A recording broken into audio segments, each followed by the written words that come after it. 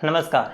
गुजरात के धोलावीरा को यूनेस्को द्वारा विश्व विरासत स्थलों की सूची में सम्मिलित करना प्राचीन इतिहास और पुरातत्व में रुचि रखने वालों के लिए एक महत्वपूर्ण समाचार है। यह भारत का 40वां ऐसा स्थल है जिसे विश्व विरासत के रूप में स्वीकार किया गया है। इससे पहले सिंधु घाटी सभ्यता का एक नगर मोहनजोदड़ो, जिसे विश्व विरासत स्थलों की सूची में शामिल किया गया था, किंतु वह भारत में नहीं है। सिंधु घाटी सभ्यता में 5 नगरों को मुख्य रूप से माना जाता है: मोहनजोदारो, हड़प्पा, गनवेरीवाला, राखीगढ़ी और धोलावीरा। इनमें से पहले के 3 तो पाकिस्तान में रह गए। अलबत्ता 1920 के दशक में जब मोहनजोदारो की खोज की गई थी तब वह भारत का हिस्सा था। आज यह पाकिस्तान के सिंध प्रांत में है और हड़प्पा पाकिस्तान के पंजाब प्रांत में है। सिंधु घाटी सभ्यता के प्रतीकों के रूप में इन्हीं 2 नगरों की ख्याति है, किंतु भारतीयों के लिए इनकी यात्रा, शोध, अध्ययन करना सहज नहीं है। किंतु बाद के सालों में यह पाया गया कि पाकिस्तान के सिंध और पंजाब के अलावा भारत के पंजाब, हरियाणा, राजस्थान और गुजरात में भी इस प्राचीन सभ्यता के महत्वपूर्ण नगर स्थित हैं।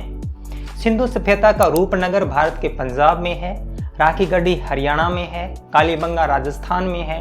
गुजरात में सिंधु सभ्यता के 2 महत्वपूर्ण केंद्र हैं, लोथल और धोलावीरा। लोथल में सिंधु सभ्यता के अवशेष 1954 में खोजे गए थे, धोलावीरा में 1967 में, जबकि राखीगढ़ी में महत्वपूर्ण उत्खनन 1997 के बाद से शुरू हुआ है और वो अभी तक जारी है। 1920 के दशक से अभी तक की इंडस वैली आर्कियोलॉजिकल टाइमलाइन अगर आप देखें तो पाएंगे कि समय के साथ भारत में इस सभ्यता से संबंधित उत्खननों की गति तीव्र हुई है और पाकिस्तान इस अनुसंधान में पिछड़ा है। लेकिन यूनेस्को के द्वारा हड़प्पा और राखीगढ़ी से भी पहले धोलावीरा को विश्व विरासत सूची में सम्मिलित करना कम अर्थपूर्ण संकेत नहीं है। धोलावीरा 3 बातों के लिए महत्वपूर्ण माना जाता है। अव्वल, इसका नगर नियोजन और इसकी जल संरक्षण की योजनाएं उत्तम कोटि की पाई गई हैं। आज से 4505 साल पहले दुनिया में इस श्रेणी का नगर नियोजन कहीं नहीं था, जैसा सिंधु सभ्यता के नगरवासियों ने विकसित कर लिया था।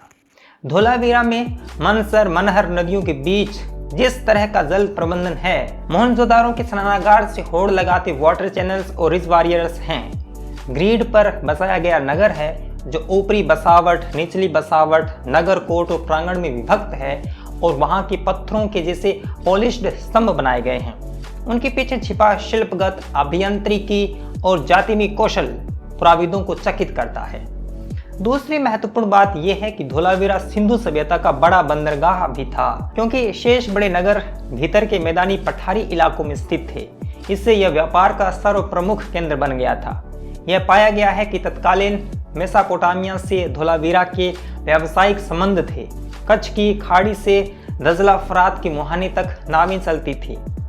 धोलावीरा की तीसरे सबसे महत्वपूर्ण बात यह है कि इसके उत्तरी द्वार के समीप पाया गया एक सूचना पट, जिसमें 10 अक्षर एक क्रम में संयोजित है।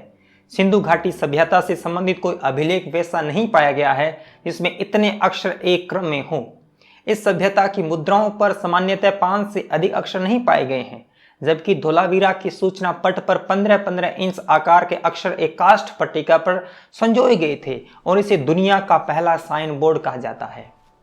इसे अभी तक पढ़ा नहीं जा सका है। मिस्र की लिपि को वर्ष 1799 में तभी पढ़ा जा सका था जब रोसेता शिला बरामद हुई थी, जिस पर एक लंबा चौड़ा अभिलेख उत्कीर्ण था। एक बड़ा अभिलेख मिलने पर लिपिकारों को अक्षर पहचानने में सुविधा होती है। ब्राह्मी लिपि को भी अशोक के अभिलेखों के कारण सुविधा अनुरूप पढ़ा जा सका था, लेकिन सिंधु घाटी सभ्यता से ऐसा कोई बड़ा अभिलेख अभी प्राप्त नहीं हुआ है। यह धोलावीरा का सूचना पट ही एक बड़ा अभिलेख है।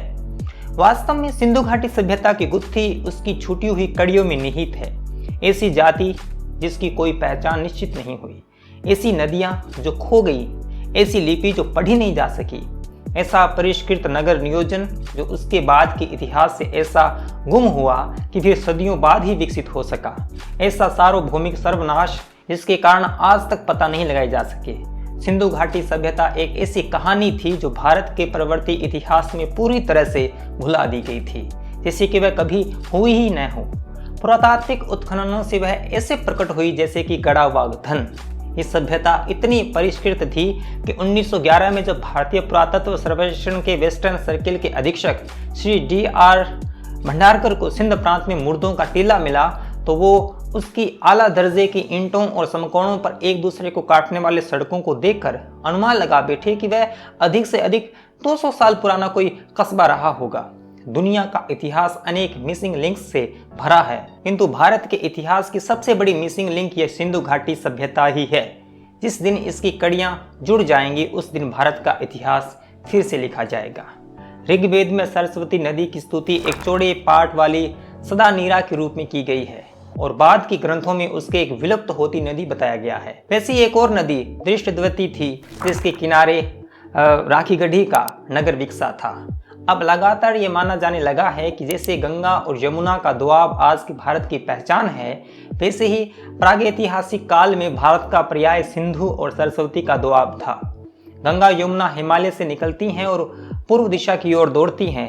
सिंधु और सरस्वती हिमालय से निकलकर उसके ठीक विपरीत पश्चिम दिशा में दौड़ लगाती हैं। गंगा यमुना से कहीं व्यापक और उर्वर भूगोल को सींचते हुए, और यह कि जब गंगा यमुना के दोआब में सभ्यताएं कदाचित अपने शेषों में थीं, तब सिंधु सरस्वती की सभ्यताओं ने नागरिक उत्कर्ष के शिखरों को छू लिया था।